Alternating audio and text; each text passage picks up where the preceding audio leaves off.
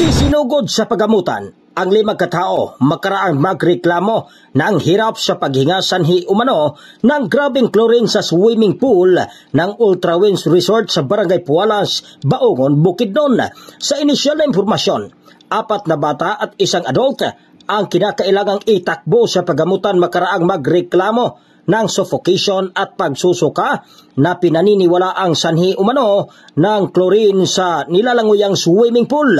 Ayon sa pamilya ng biktima na nagkagulo na sila dahil hinimatay na ang kanilang mga anak, subalit wala man lang umanong tumulong sa kanilang kawani ng naturang resort na dapat may nakatalagang lifeguard at first aid staff. Sa post sa social media ni Kuni Sarin Tangkara na kung may aksidente sa establishmento dapat ipagbigay alam agad ito ng top management at dapat handang tumulong sa mga biktimang customers sa kanilang pasilidad.